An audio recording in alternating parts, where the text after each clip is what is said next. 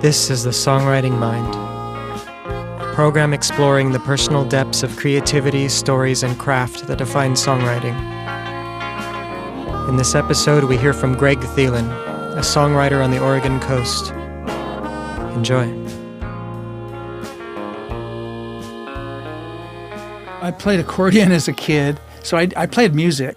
Once I started playing guitar in my late teens, I played covers, of course, and I learned about the blues. The first song I wrote was a folk song. I don't think there's even there was no chorus. It just has a verse and another verse and another verse and another verse. It was about traveling. It was about after I got out of the Air Force, I traveled in my car and camped out and hung out. And I wrote a song about that and about meeting people. I was 21 when I set off on my own. Told the military life so long. I think the context that we write in when we start out is what we've heard. For me, Bob Dylan was one of my really big heroes. That's why that was a folk song. And I was like a folkie back, in the beginning anyway. So that was the style. That was just what I was comfortable with. I mean, I still like that song, even though it's simple and it's just a folk song, but it has meaning to me. I mean, I can sing each verse. And my friend Peter, which is in it, was a skier, and he taught me to ski. And Peter was the Brooklyn ski bum king. It's like that means something to me. So I still like the song. It takes me back. It takes me back to the good part of it all, the part that you want to remember. I guess, because it's a positive song. So yeah, I remember Peter. I remember going skiing. I remember his energy. Peter was a Brooklyn ski bum king. Play guitar, make you want to sing. It's a really simple song, but it was just, that's what it was. And it's what I do now too. When I sing a song, I'll picture the person, or I'll just picture the thing that made me write that lyric. Usually a person that inspires me to write a song, something about a person or something about our relationship. There's some event that creates a feeling. I may have been playing something on the guitar. I may have a little riff or some little groove, and some little phrase will come. Katie's gone to Cuba. Or it'll just be something like that. Like I'll start a song with just what comes out of my head, just something about the feeling, or something about just to start it. There'll be a starting feeling to every song I have. There's a starting feeling. There'll be one phrase, or maybe there'll be two phrases. They'll be in that feeling, and then I'll expand around that feeling, but I'll keep the same feeling with different lyrics. So in the case of the Katie Went to Cuba song, one of the verses is going out to Viñales. Well, she didn't go out to Viñales, but I went out to Viñales when I was in Cuba. So I she took a drive out to Viñales. It was a yellow 54 sedan. That's what I rode out in. It was a Studebaker. And I remember I can sit there and see the dashboard right now. I was there. But it wasn't her, but I was there. I saw the Mogotes. I took the walk through the tunnel. I did the walk and they rolled a cigar and all that. I was there. I did all that stuff. So she did her own experience in Cuba. So I'm attaching my experience to her experience. So it's about her being in Cuba, because I know she did all that stuff too, whether it was my stuff or her stuff. I know what Cuba was like for me, and I know I have a sense of what it was like for her. I'll do that. I'll attach these other satellites to the song that just carry the song. I need more verses. I can't just have that first verse. It's not enough. That's the meat. That's the meat of the song.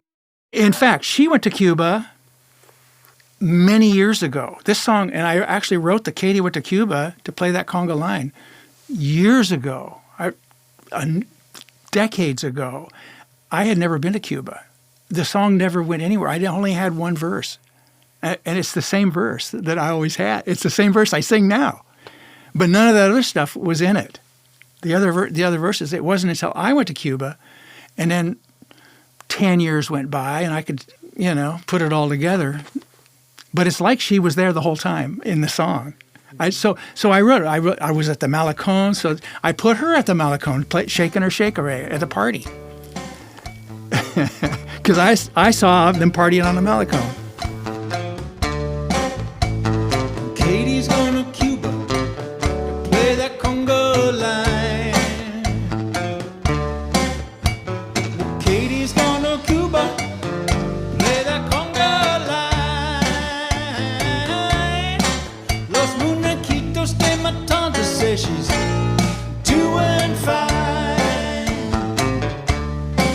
You know she loved to do the cha-cha and shake that shaker. You know she loved to do the cha-cha, shake that shaker.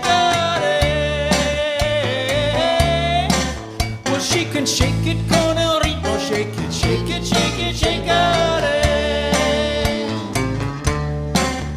Now you shake it in the morning when the sun is shining bright. Shake it at Fiesta on a Malecon at night.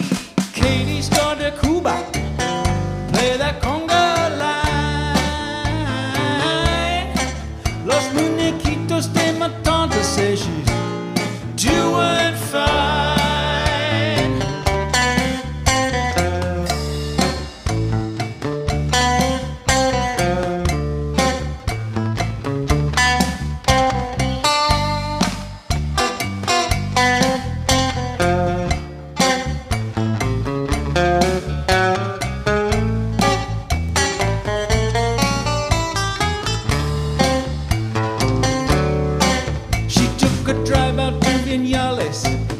A yellow 54 sedan.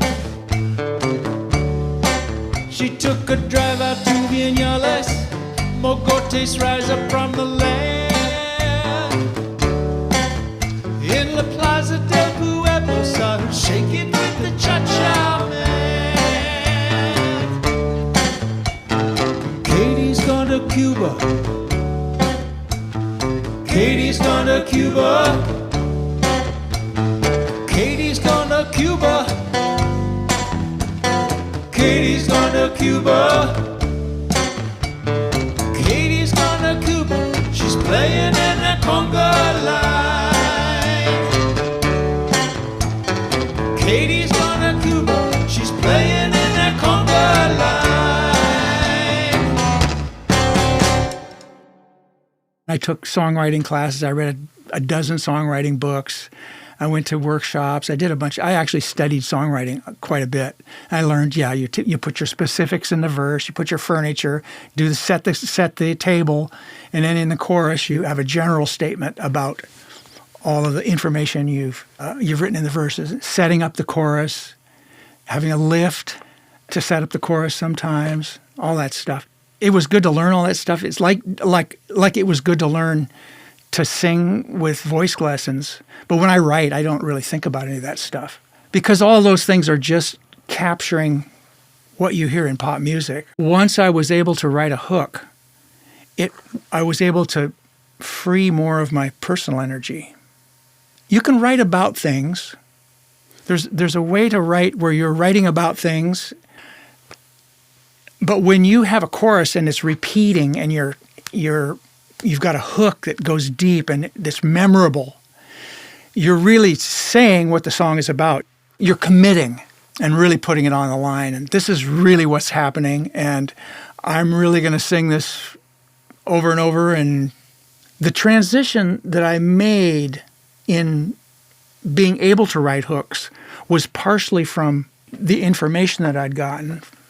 But I think, to be honest, the biggest piece has been maturity and self-confidence and the willingness to expose myself in a really deep way. We all have areas of our life that we go to the edge of our comfort zone. And this is the one I've chosen to do to get to my comfort zone. So to write a hook and really sing it and to be willing to be measured or, to be liked or not liked, it's a big deal. And the stronger your hook, the more you're out there, the more risk you're taking. That's just how I feel it. As well as how personal the music you're writing is. And my music tends to be personal. It's just what I've chosen to do.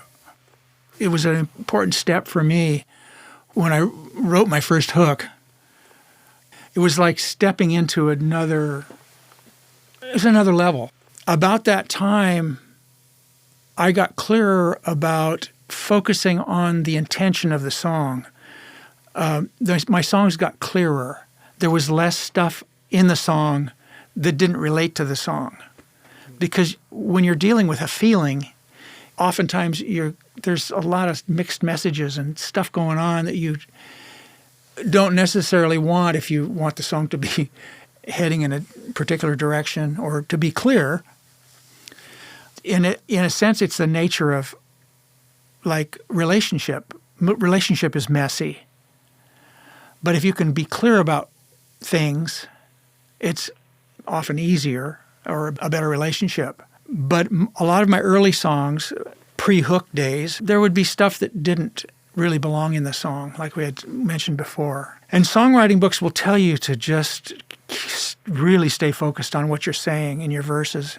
And it's really true. It's pretty easy now for me to write a song and be real clear. And it's interesting about clarity that sometimes I will start off on a tangent. The words sound like a tangent, but the feeling feels right. But then I will look at the line, maybe even the next day, and I'll go, oh, what I really wanted to say was, it goes off on a tangent, but it still comes back this way. Even though it may seem like it's going somewhere, but in the old days, I would have just written that line and it would have just been another line that I wrote. Now I'm going to write the next line, and now I'm going to write the next line. But the songs didn't really hang together that well. But I think my songs are much more understandable now.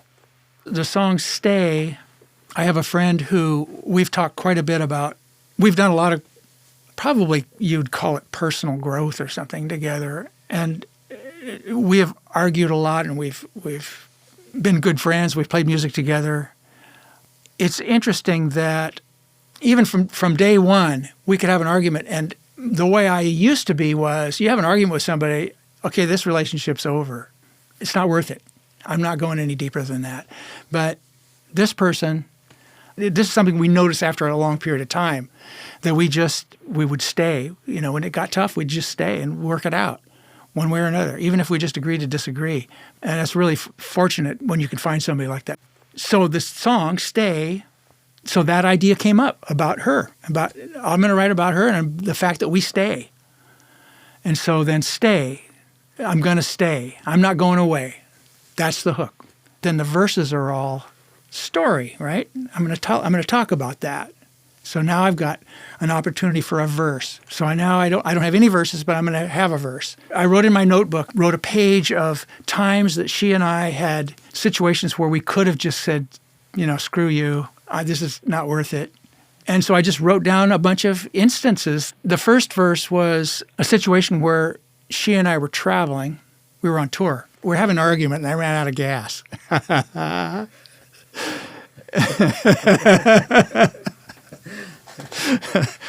And so I pull over to the side of the road. Well, I didn't get all the way off the road. It was a nightmare. So we get out, and I go try to get gas. She's got her instruments outside of the thing and her suitcase when I come back, and she's calling me all these names. I thought that was going to be it. It's like, she stayed. So that's the first verse. The line is down on empty. Guess I pushed a little hard. All caught up in distraction. Now I don't know where we are. The line is down on empty. Guess I pushed a little hard. All caught up in distraction. Now I don't know where we are. You sit there on your suitcase with a ticket in your hand, sticking daggers in my stories. Won't you tell me when you can if you will stay?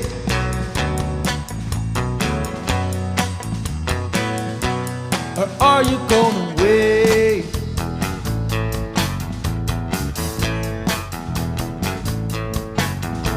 The clouds were cool as buttermilk. You said the sky was blue.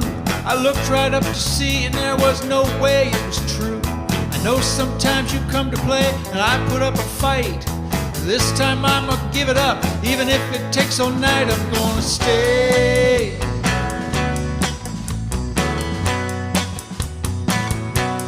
I'm not going away.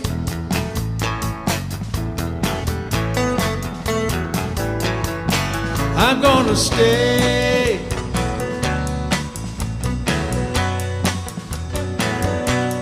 I'm not going away.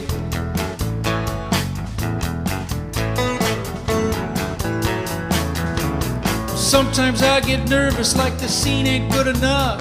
All running out of words to say and ready to hang it up.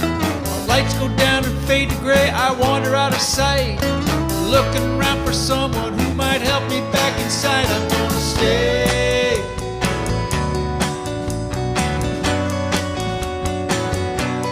I'm not going away.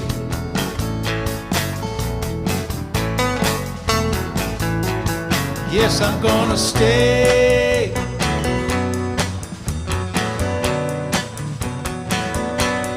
I'm not going away.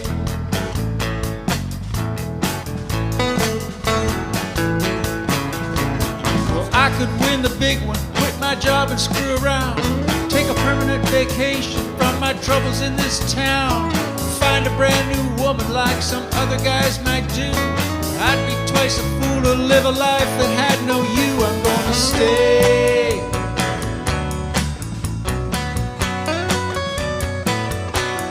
I'm not going away.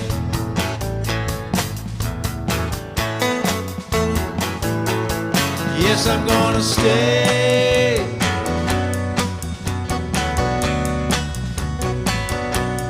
I'm not going away.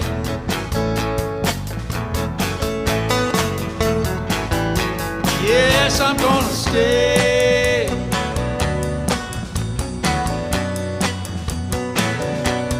I'm not going away.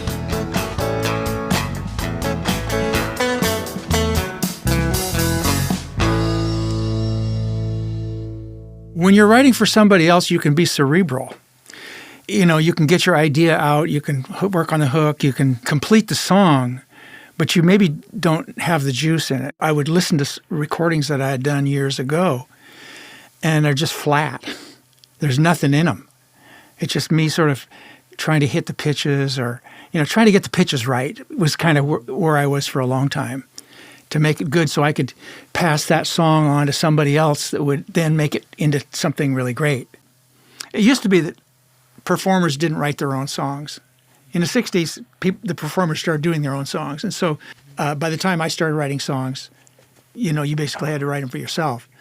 But there wasn't, so the only industry is the country industry, or it was in the 80s and 90s when I was beginning to really write. I wrote in a country genre, you know, the storytelling with a hook, some twist on a phrase, or, you know, I just experimented with that. That was what I learned, you know, from reading books and stuff. That's what you did. I wrote songs and took them to Nashville that were clearly not going to work because they were so personal. You know, you don't write, there's certain things you don't write about. You don't write about politics, you don't write about religion, you don't write about, you know, a number of things if you want to make it on top 40 radio or on country radio. Not to say that those aren't good songs, and not to say that you shouldn't write 1,000 of those songs just to plumb your own depths and learn how to emote and express yourself.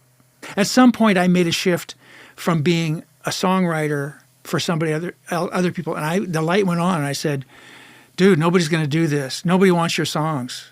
If you want people to hear your songs, you're going to have to sing them. And then that started the whole process of finding my own voice, which took years.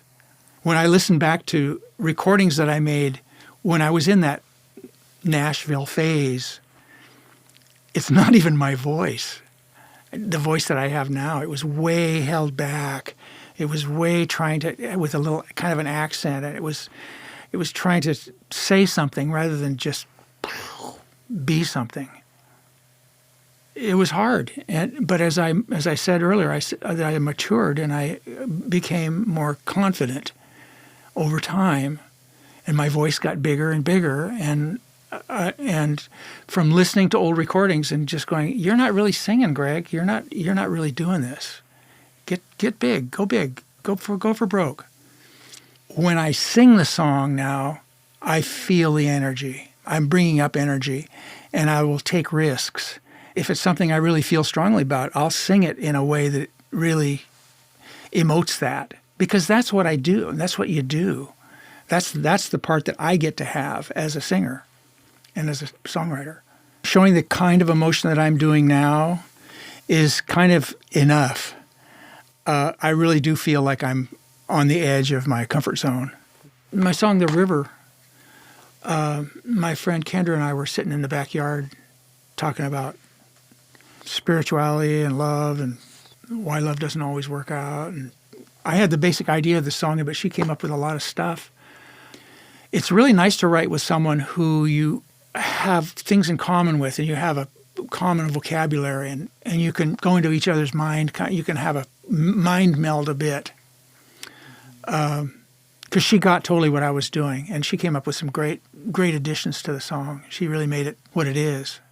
We kind of just were going in the same place and made that song happen.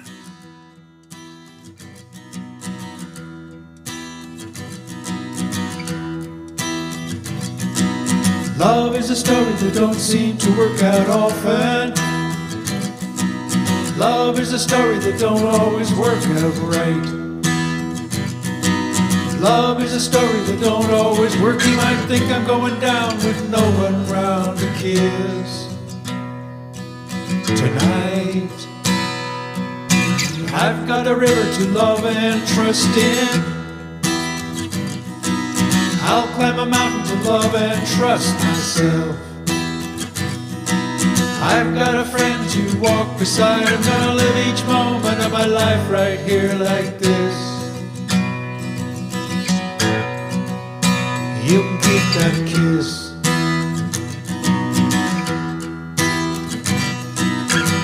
I'm gonna walk with you the rest of my life.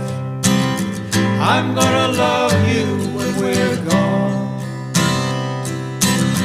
I'm gonna let you keep this place in my heart. Let the river carry on.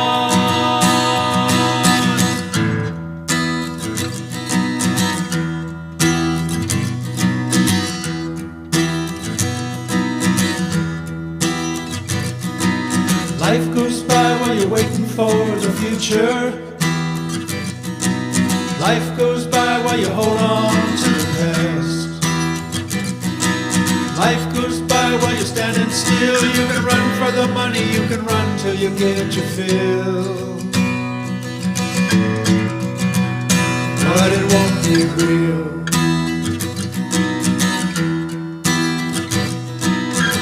I'm gonna walk with you the rest of my life.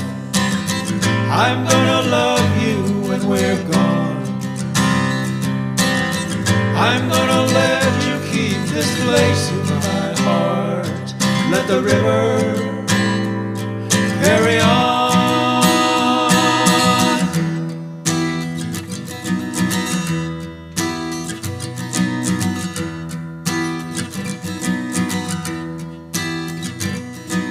Life feels right when it's coming through your fingers.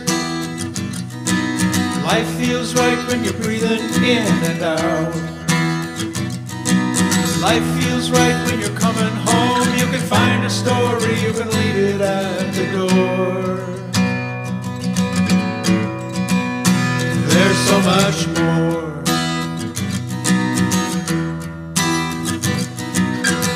I'm gonna walk with you the rest of my life. I'm gonna love you when we're gone. I'm gonna let you keep this place in my heart. Let the river carry on.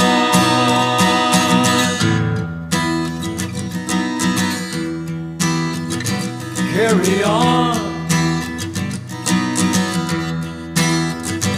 Carry on. Carry on.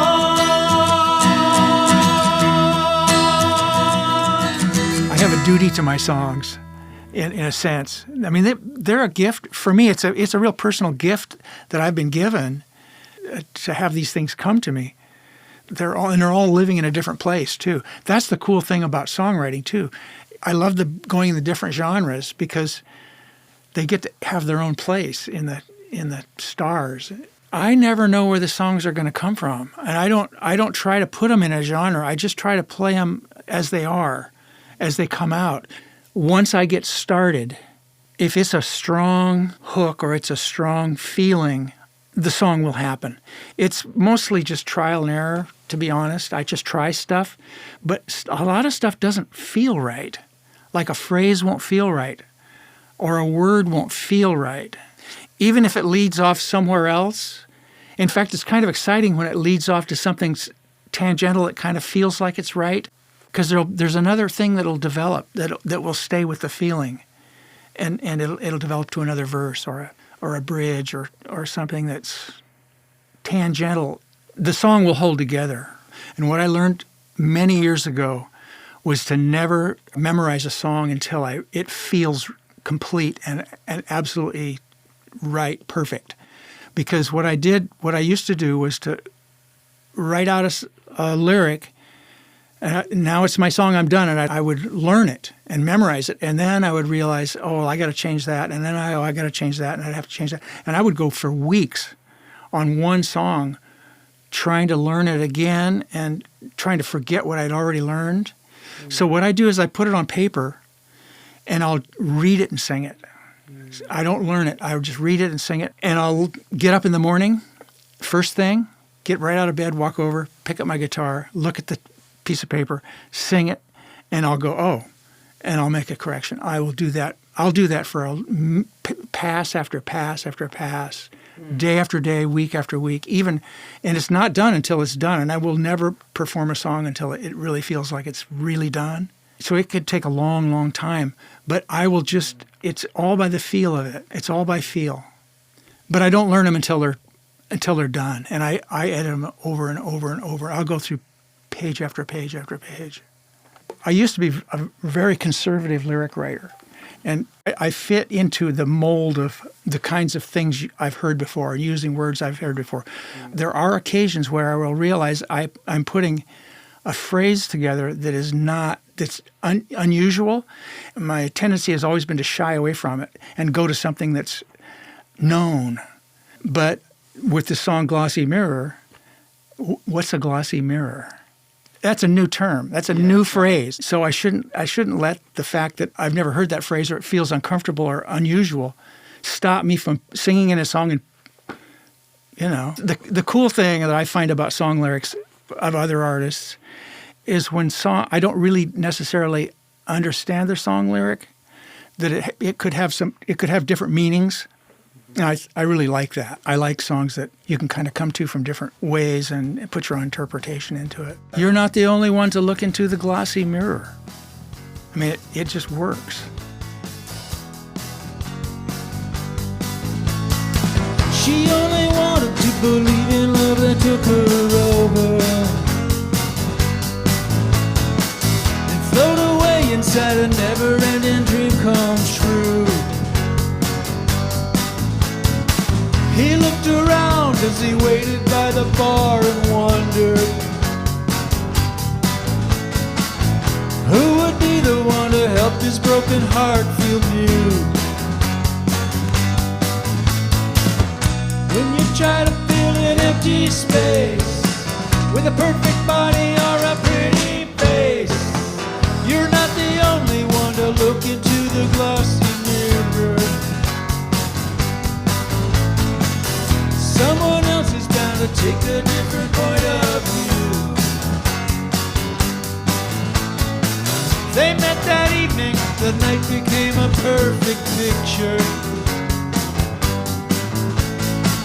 Two people looking into something only lovers can see. But in the morning light he pulled the covers up around him. She looked away and wondered if it's really meant to be. When you try to fill an empty empty space with a perfect body or a pretty face. You're not the only one to look into the glossy mirror. Someone else is bound to take a different point of view.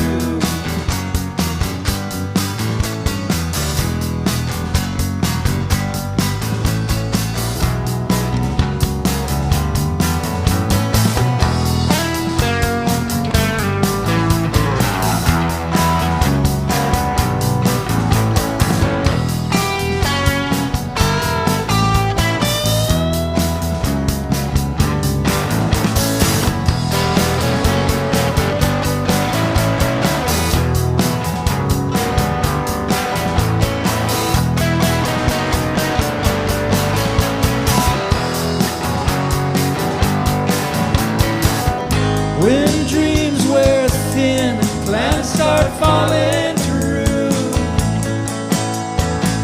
it's when you feel alone and don't know what to do. The days go by, they spend a lot of nights together. They're finding out the little things that make each other smile. To dance, she'll just close her eyes and listen. It's not forever, still they want to take their own sweet time. When you try to fill an empty space with a perfect body or a pretty face, you're not the only one to look into the glossy mirror. Someone else is bound to take a different point of view. You're not the only one to look into the glossy mirror. Someone else is bound to take a different point of view.